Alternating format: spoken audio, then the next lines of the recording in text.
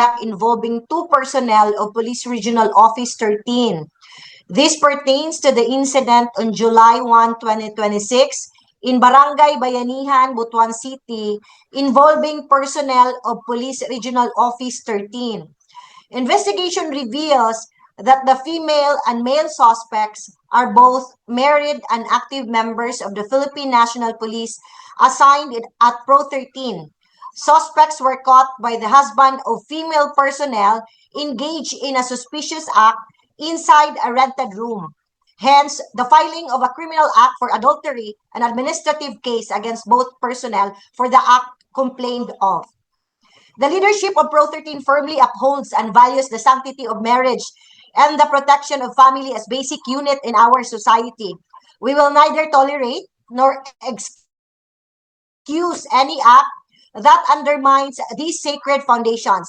As law enforcers, we are bound by a higher standard of morality, integrity, and discipline. We are expected to serve as role models in our communities and within our households, living a life free from immoralities and uncalled acts, which is equally required as continuous qualification in the service. Let this serve as a warning to all personnel of PNP Caraga.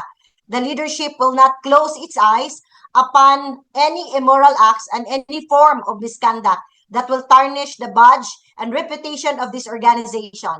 Anyone who hopes to engage in similar or any act scandalous that will compromise the values that we swear to protect will be dealt with by full force of the law.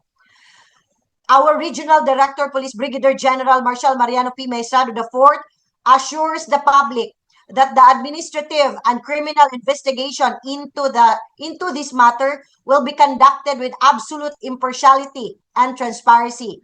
No special treatment or leniency will be afforded to the involved personnel. It is proven liable, they will suffer both criminal and administrative liabilities, which includes dismissal from service as consequences of such immoral acts. We remain resolute in our cleansing efforts. We also continue to enforce the highest standards of professionalism to ensure that the PNP Caraga remains an institution worthy of the public's trust and respect.